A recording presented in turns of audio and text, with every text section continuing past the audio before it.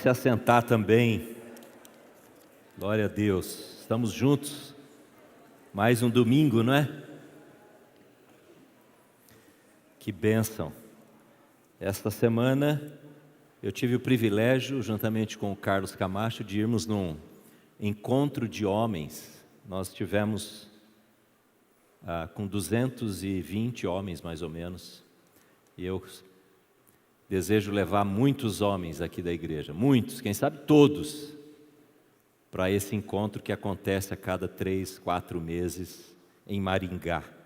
Quem sabe um dia a gente vai ter também esse encontro aqui, mas por enquanto é lá e nós vamos para lá participar. Depois a gente vai falar mais sobre isso na hora oportuna. Mas lá no encontro, só dando apenas como um exemplo, esses homens todos foram divididos em famílias, entre aspas, grupos, pequenos grupos de 10 homens. E há dias eu tenho pensado e venho meditando num propósito de Deus, num princípio de Deus que Deus estabelece na Bíblia. É fácil a gente identificar esse princípio na Bíblia, que é o seguinte: Deus tem muitos filhos, muitos, e o propósito de Deus é criar uma grande família. Mas Ele faz esta família viver em pequenos grupos. Pense nisso. Deus tem muitos filhos em torno do mundo todo. Na história da humanidade, desde que Jesus veio, Ele vai criando famílias, vai juntando pessoas. Você vai entender mais daqui a pouquinho esse princípio de Deus estabelecido na Bíblia. E lá nós ficamos então divididos em pequenas famílias.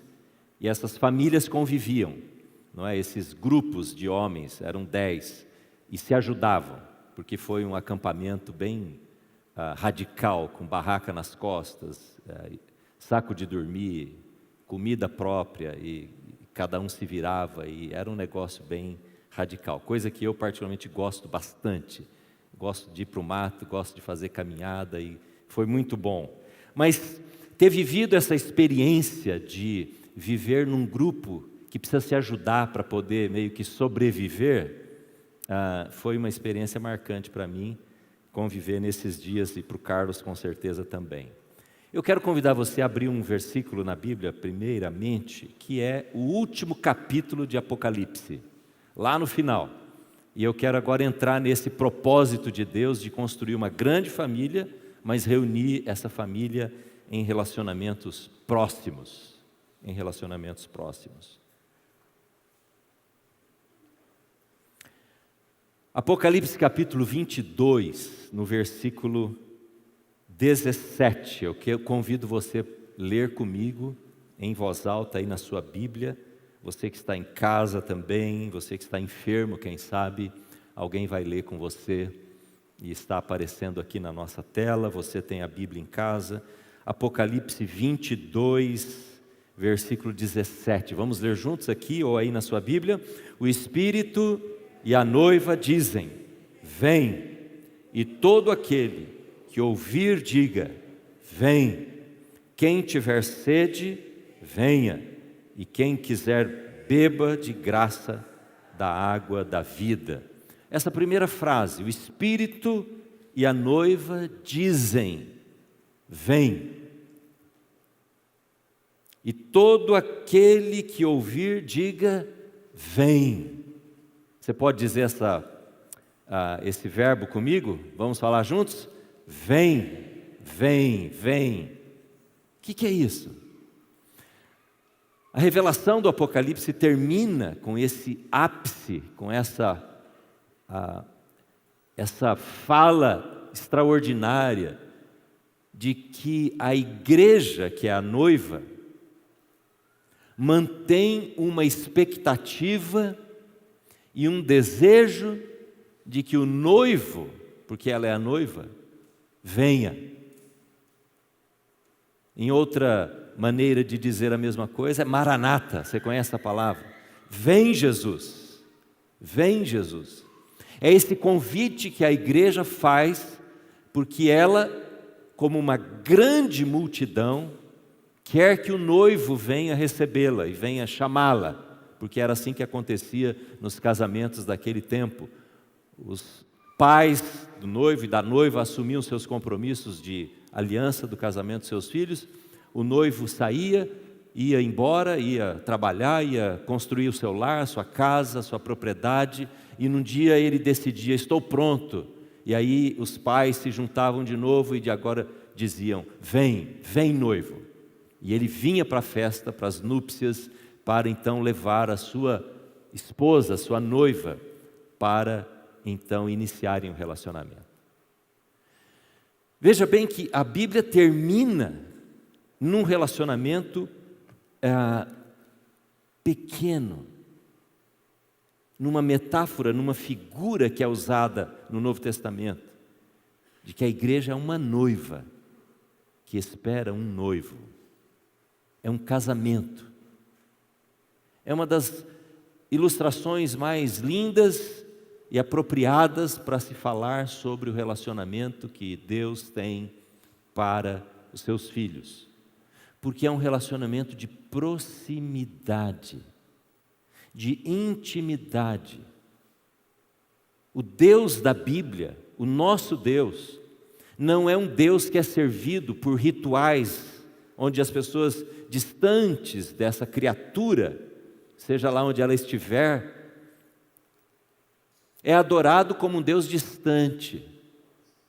O Deus do cristianismo, Criador do céu e da terra, em toda a sua glória e esplendor, tem um relacionamento de intimidade, de proximidade, de pessoalidade, de individualidade conosco. Não é um relacionamento com a massa. Com a massa. Isso não significa que nós não sejamos um grande grupo de pessoas. Ao longo da história, em todas as épocas, a igreja sempre cresceu, sempre se espalhou, sempre se propagou e sempre alcançou pessoas. Mas Deus se relaciona com cada um. Se você, escute bem, se você não receber Jesus como seu Salvador, você nunca poderá se chamar de igreja, de noiva, e você não poderá dizer vem, porque a conversão é pessoal, apesar da inclusão ser maciça. Você compreende isso? Espero que isso seja muito claro para você. Para você que é pai, para você que é mãe, para você que tem pessoas que você ama ao seu lado, não se esqueça que as pessoas não entram nesta grande noiva que é a igreja de Jesus, simplesmente por fazer parte de uma igreja, ser batizado, participar de um ritual, ser filho de cristão. Tem que ter um encontro individual com Jesus. Então há um princípio do relacionamento de Deus conosco, que é assim: esse relacionamento é tão elástico, que ele inclui qualquer pessoa, em qualquer tempo, em qualquer lugar, em qualquer circunstância. A pessoa pode ter feito o que fez, qualquer ação que tenha feito na sua vida passada, mas ela tem um lugar nesse grande elástico de Deus. Um dos homens da minha família, lá nesse encontro, contou a história da vida dele para mim. Ele fazia parte de uma das áreas do exército, há muitos anos atrás. Depois ele saiu e deu baixa, e ele entrou para uma vida da criminalidade. E ele viveu nessa vida durante alguns anos e ganhou muito dinheiro. Isso já tem 20 anos. Mas nesta vida, quando ele estava nessa situação, Jesus o chamou e ele se converteu. E uma coisa que marcou o testemunho dele, nós estávamos conversando no caminho para esse lugar que nós fomos ficar. Ele disse: pastor, eu peguei todo o meu dinheiro, tudo o que eu comprei com o dinheiro do crime, tudo, todas as propriedades que eu adquiri, eu vendi tudo e fui lá no chefe do crime e pus uma sacola de dinheiro na mão dele e devolvi tudo. Porque quando ele entrou, ele foi incluído nessa grande família. O relacionamento dele com Jesus era tão pessoal, tão profundo, transformou tanto a sua vida, a ponto dele tomar essa decisão e dizer: nada disso nunca me pertenceu, porque agora Jesus é o Senhor da minha vida. Amém? Dinheiro ilícito, dinheiro de corrupção, dinheiro de roubo, de drogas, de tráfico.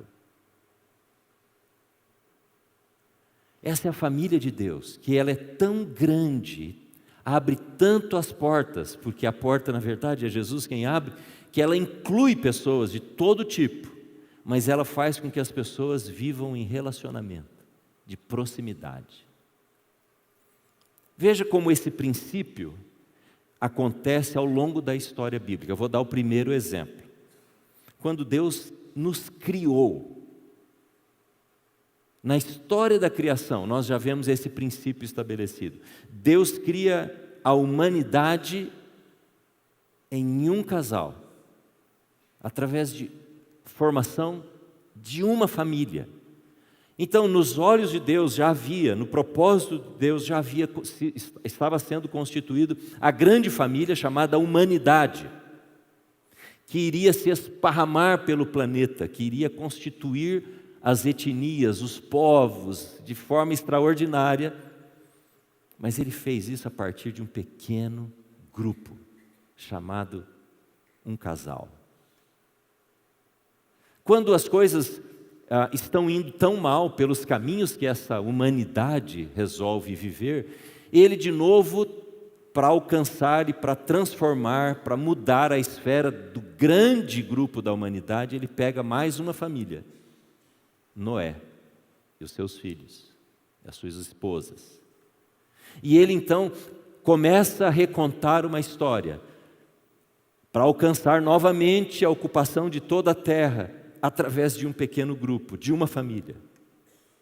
E essa história vai se desenrolando, vai acontecendo ao longo do tempo na história bíblica, nas narrativas bíblicas. Porque logo depois, quando Deus decide constituir um povo que seria o berço da encarnação de Jesus,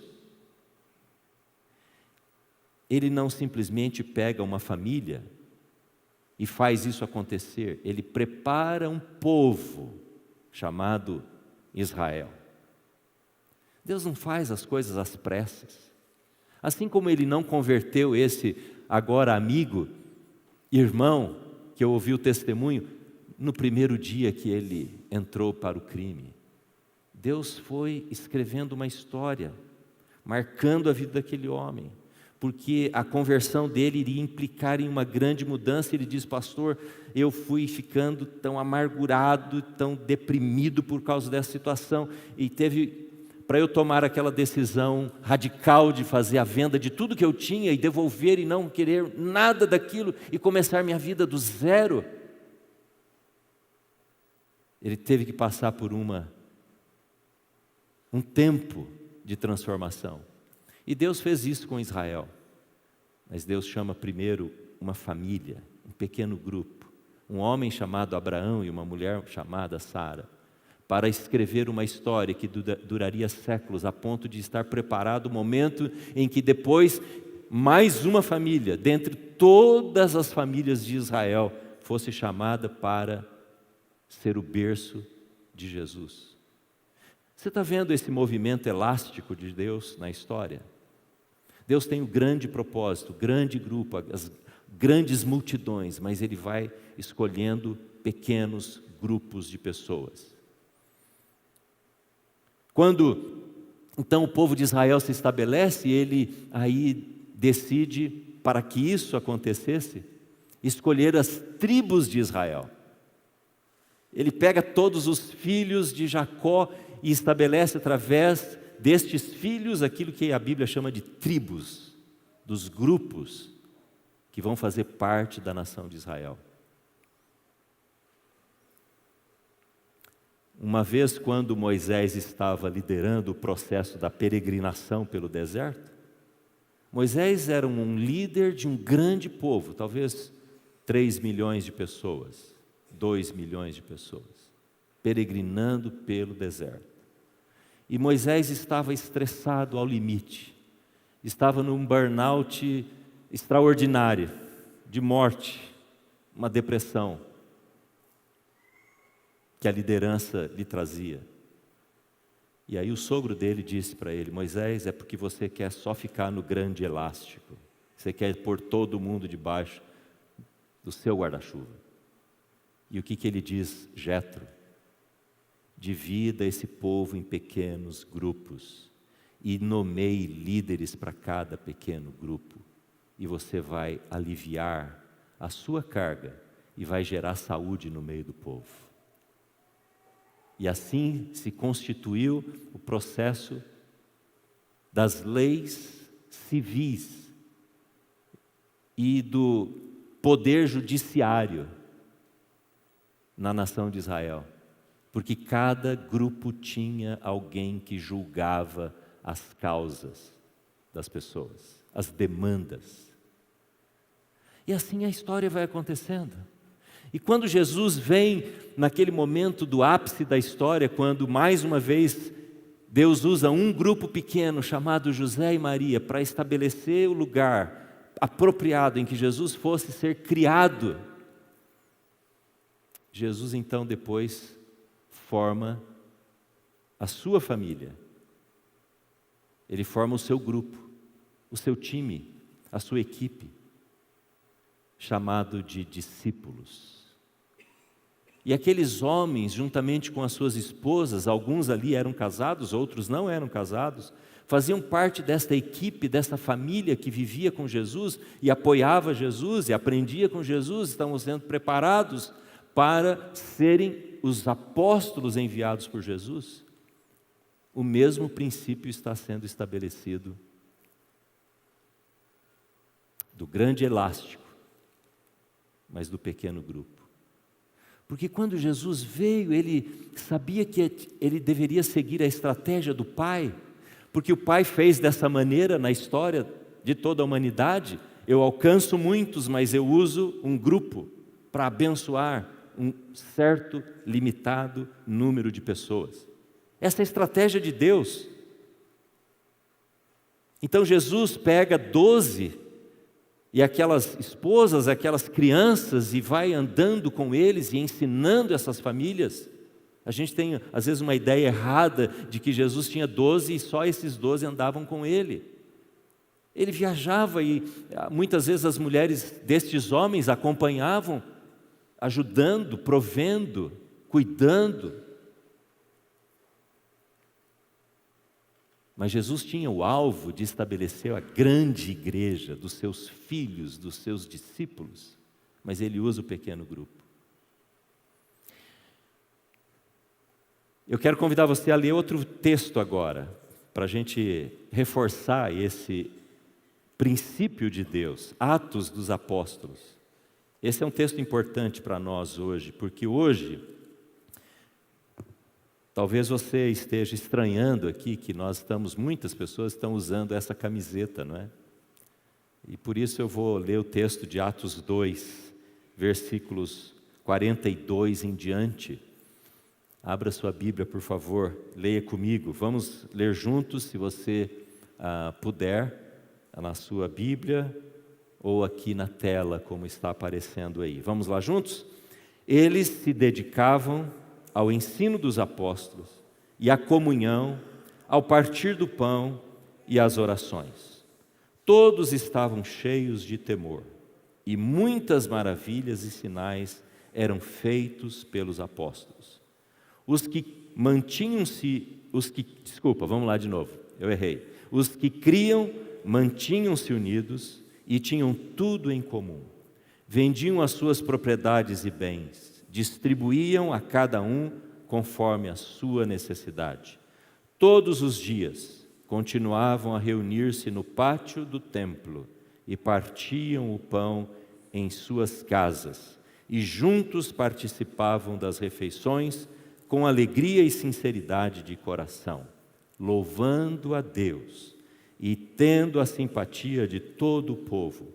E o Senhor lhes acrescentava diariamente os que iam sendo salvos. Eu quero dizer a você que esse texto apresenta um momento extraordinário da igreja. Ele diz de milagres, de conversões em massa. 3.000 pessoas foram convertidas através da pregação do apóstolo Pedro. Mas aqui nesse texto você vê o mesmo princípio de Deus, do grande ajuntamento e do pequeno grupo. Olhe comigo novamente aí no versículo 46, que para mim é o cerne do que eu quero dizer a você hoje. Todos os dias continuavam a reunir-se no pátio do templo. Partiam o pão em suas casas e juntos participavam das refeições com alegria e sinceridade de coração.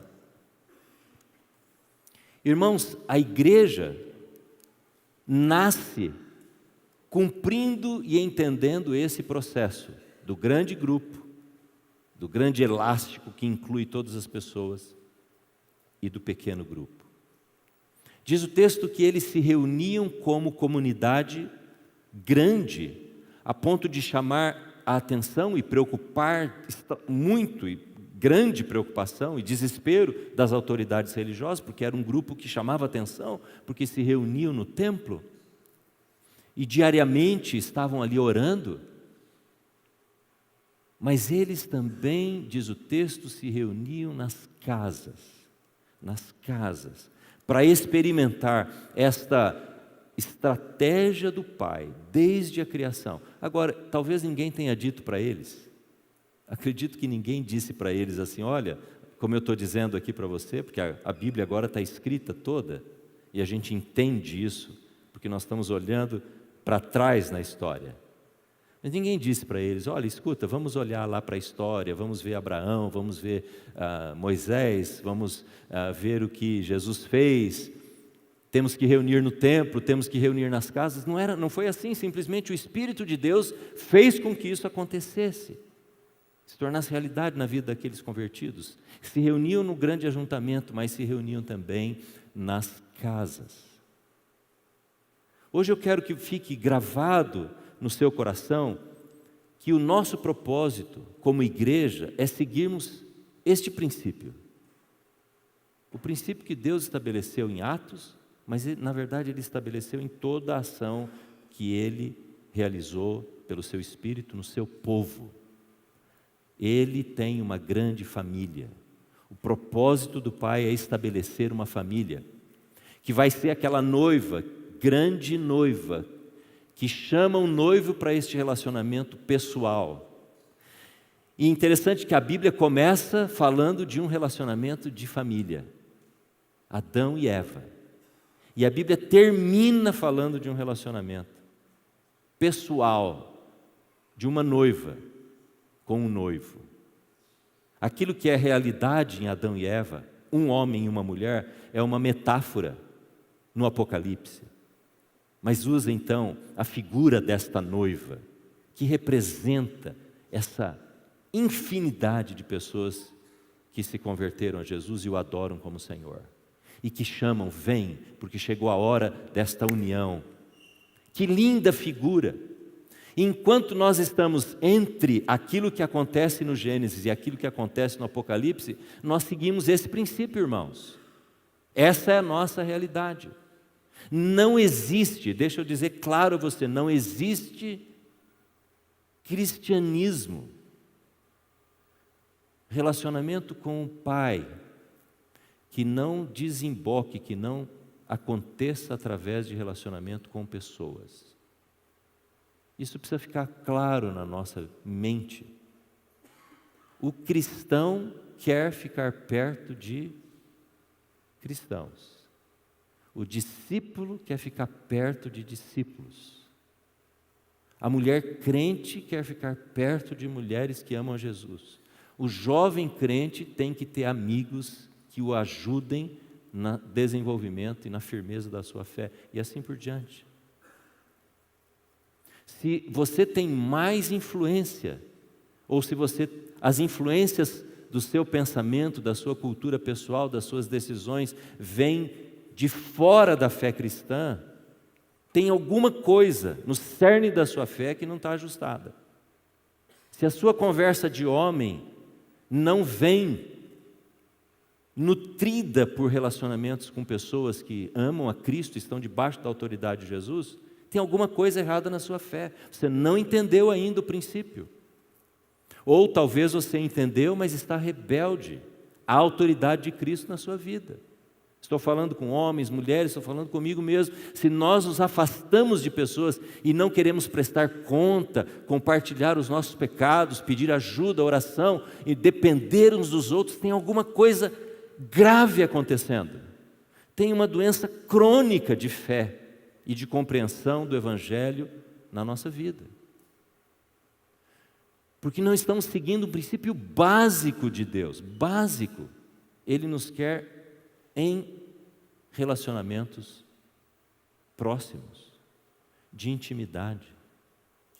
Ele quer homens confessando seus pecados a outros homens, pedindo ajuda, companheirismo, ajuntamento espiritual. Ele quer que abramos espaços para que as pessoas com quem nós convivemos possam interferir na nossa vida, exortar, animar, orar. Por isso nós somos igreja. Você compreende isso? Você pode dizer amém a isso? Amém mesmo? Ou é um amém muito fraco? É amém de verdade? Por isso nós estamos fazendo uma grande mudança naquilo que por muitos anos, por quase 3 décadas, nós temos chamado aqui na nossa igreja de células. Porque nós queremos que a nossa comunidade, o nosso povo, a nossa grande família chamada Central, IPI Central, volte, realinhe com esse princípio da palavra de Deus. Nós queremos ser uma grande família aberta para todas as pessoas, mas nós queremos que cada pessoa que entrar aqui, que está aqui, viva em família. Um grupo de pessoas que a gente chama de família, estou chamando hoje de família. Esse grupo que possamos contar, orar, viver, ter comunhão. Irmão, se você é uma daquelas pessoas que está aqui e que já se acostumou a vir no culto, eu vou falar bem franco aqui, com amor para todos nós. Se você é uma dessas pessoas que se acostumou a vir no culto, mas que ainda que se passaram 2 anos, 3 anos ou alguns meses,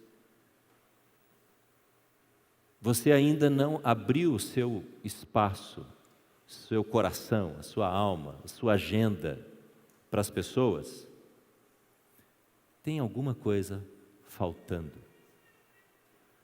Eu não estou querendo encher a tua agenda, eu sei que às vezes você tem uma agenda já muito cheia, mas eu estou querendo dizer que há um princípio de Deus que você ainda não está trazendo para a sua vida. E eu me sinto responsável em dizer isso para você. Porque esse é o princípio que Jesus estabeleceu na sua própria igreja. Então eu quero nessa noite convidar a experimentar isso.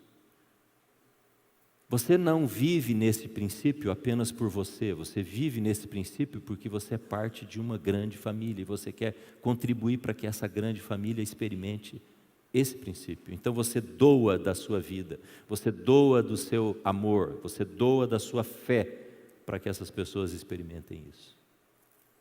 Por que nós estamos mudando o nome? Talvez você esteja perguntando, mas por que esse negócio de mudar nome? O nome é só uma...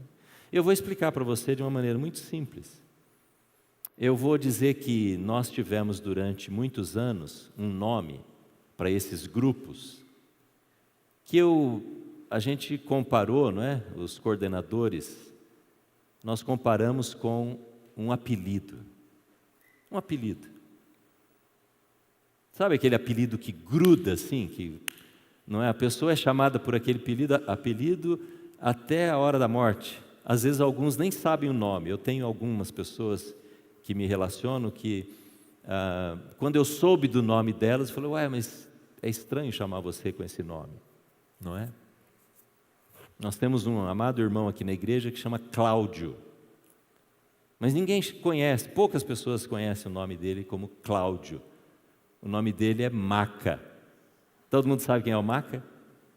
O pessoal normalmente sabe quem é o Maca, mas se eu falar é o Cláudio, vamos conversar com o Cláudio, tem muitos Cláudios, né? Mas Maca só tem um. Gruda, não é? Gruda. A minha sogra se chamava Branca. Branca. Você acha que é nome ou é apelido? Nome ou apelido? Nesse caso era nome mesmo. Mas parece apelido, não parece? Central em Casa é o nome próprio. A gente está, depois de tantos anos, né, de chamar de apelido, nós estamos dando um nome próprio. Por que próprio? Porque a gente quis dizer, nós somos da IPI Central, mas a gente, como grupo maior, se reúne num grupo menor, em casa. É em casa que a minha central me apoia. Porque voltando a você que talvez nunca fez parte disso, você não vai conseguir manter comunhão e relacionamento vindo ao culto, vindo ao templo.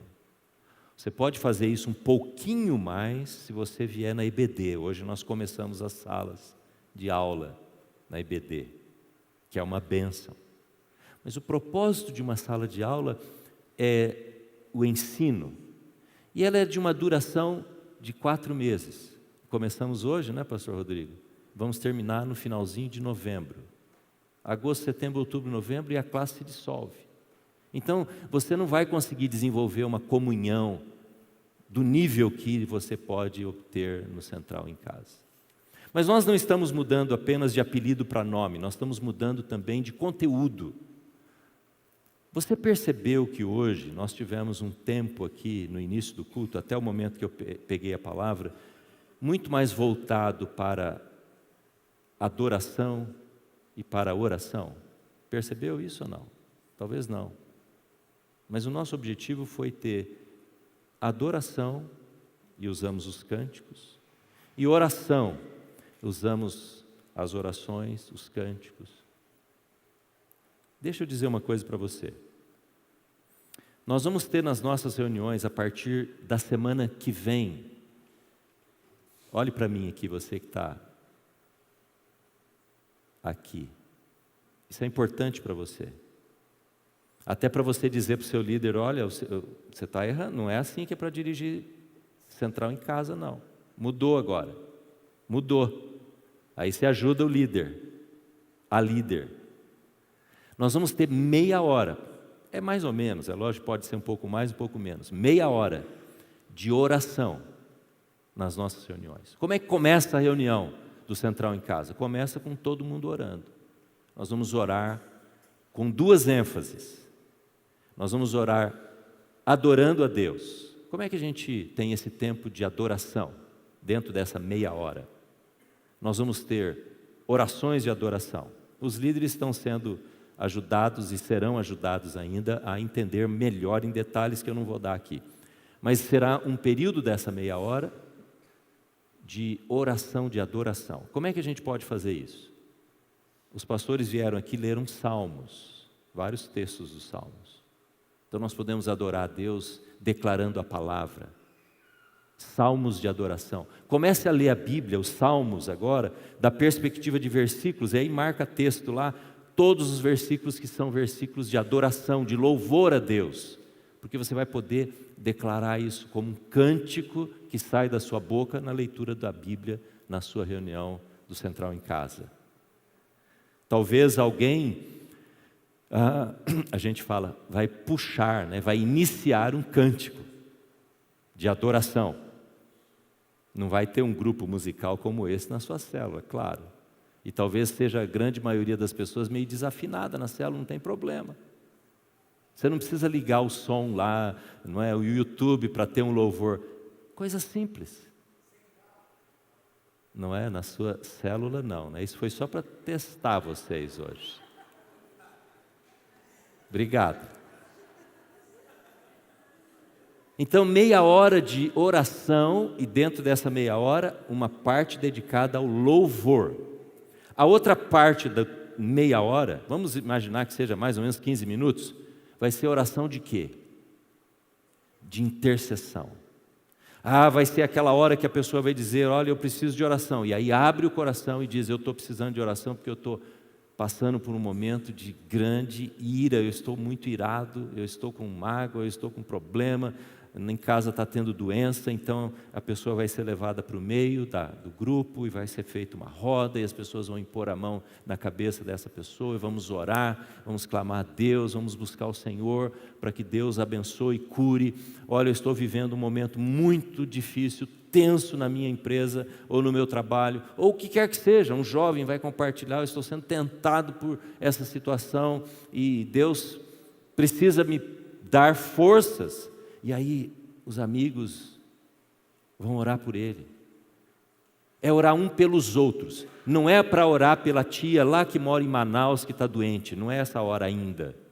Não é para orar por isso ainda.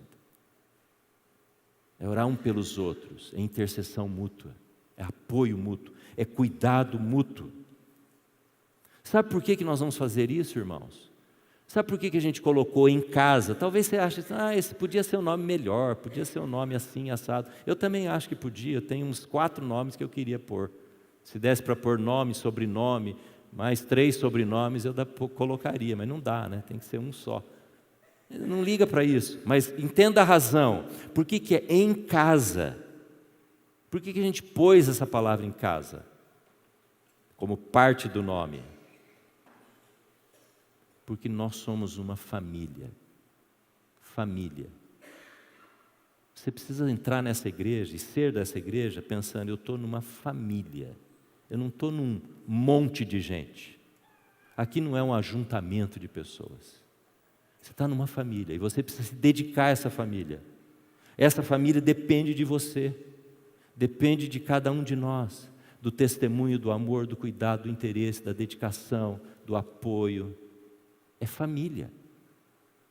Então família tem que orar juntos, família tem que apoiar uns aos outros. É assim que a gente tem que viver na nossa família lá, com a sua mulher, seu filho, seu esposo, não é? As pessoas, seus irmãos dentro de casa, você tem que desenvolver isso na sua casa também. Nós estamos falando agora do Central em casa, mas a nossa vida tem que ser assim. E sabe uma coisa que tem na família? E por isso a gente colocou a palavra em casa. Porque em casa é um lugar de cura. A casa tem que ser um lugar de cura. Você tem que olhar para os seus filhos e pensarem assim, em que os meus filhos precisam ser curados? Vamos imaginar que você tem um menino de 8 anos, 5 anos, e essa criança está rebelde, está briguenta, está chutando a canela. Está nascendo uma enfermidade na personalidade, nas atitudes, melhor dizendo, dessa criança. E você precisa tratar disso. Você, pai, não faz isso, menino. Isso não é o bastante. Você precisa ir mais fundo, o bisturi precisa entrar um pouco mais. Porque casa é lugar de cura, tem que curar essa criança. Não é? E você vai ter que descobrir, pedir ajuda. Se tem uma área na sua vida, no seu casamento que não está bem, seu relacionamento conjugal não está bem, precisa ter cura, precisa buscar o Senhor, precisa se arrepender, precisa pedir perdão. Eu não sei o que precisa acontecer. Cada caso vai ser um remédio diferente, mas precisa ter cura, porque casa é lugar de cura. Casa não pode se conformar com doença. Não pode se conformar com doença. Você não pode se aquietar quando as coisas não estão indo bem. Você tem que buscar excelência, porque a sua família, eu estou falando agora para você, da sua família, da sua casa, ela foi dada para mim e para você.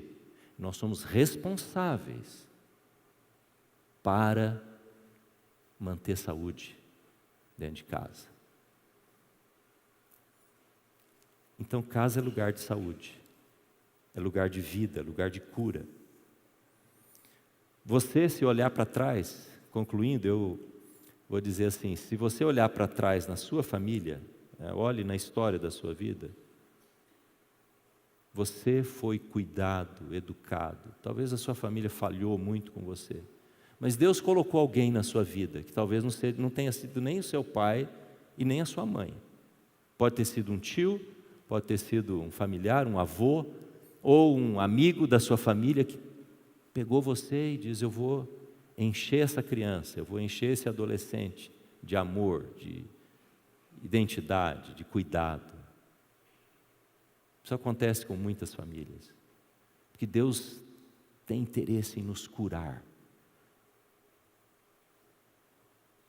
Aqui na nossa igreja tem gente que foi curada de muita coisa, quando entrou para essa família, para a família da igreja, quando começou a conviver com pessoas aqui dentro, coisas que os pais não puderam fazer por causa dos problemas. Na igreja, na família, no Central em Casa tem cura. E essa é a hora da célula, do Central em Casa, que nós vamos orar por cura. Nós vamos pôr uma pessoa no nosso meio e dizer, nós vamos orar por você. Nós queremos curar a sua vida e ajudar você nas suas dificuldades. Eu quero convidar você, e eu volto aos irmãos, queridos amigos, queridos irmãos, que não estão experimentando ou já experimentaram no passado a vida no pequeno grupo. Eu sou capaz de entender, eu já disse isso alguns domingos atrás, eu sou capaz de entender você, se você me disser assim, pastor, eu passei por tanta coisa ruim numa célula lá para trás, não gostei, não foi bom para mim, aquilo não dá, não me encaixa. Eu entendo você, porque às vezes tem coisas que acontecem, ou que aconteciam, que de fato não era para acontecer. Às vezes um erro da liderança, um problema que não foi tratado. Mas eu queria pedir para você dar uma chance, para você, não é para nós, não é para a igreja, é para você, porque você vai ser o melhor, o maior beneficiário. Mas eu sou capaz de te entender, eu sei como é isso, porque às vezes a igreja provoca danos em nós que não deveria provocar. E talvez uma célula lá 10 anos atrás. Mas eu também quero dizer a você uma coisa, você pare de ficar aí com dorzinha por tanto tempo. Que negócio é esse? Que negócio é esse? Por que você, quando está com uma dor de cabeça, você quer se livrar daquele mal rapidamente? Você não quer passar o dia inteiro doendo, você não quer passar a vida toda sofrendo, você vai procurar a ajuda dos nossos queridos médicos, não é? Você vai fazer alguma coisa para resolver aquele problema, ou você vai ficar com a sua geladeira quebrada em casa durante um mês, sem procurar solução. Não é assim que a gente vive com as nossas coisas, é assim? Deixando as coisas do jeito que elas estão. Por que então nós vamos deixar essas coisas lá do passado marcarem a nossa vida e decidirem a nossa ação no presente? Por quê? Vamos tratar disso, jogue isso fora. Mas aconteceu não sei o quê, e daí que aconteceu? Ou você nunca fez nada errado na sua casa? Você, mamãe, papai, você filho, você nunca errou com seus pais? Não é assim na nossa vida. Então, que não seja assim também na igreja de Cristo Jesus, porque ela é a noiva que diz, noivo, vem, toma governo, toma autoridade na minha vida e faz eu viver o princípio que o Senhor mesmo estabeleceu para eu viver aqui na terra. E eu quero glorificar o nome do Senhor. Amém, irmãos? Vamos ficar em pé e vamos orar.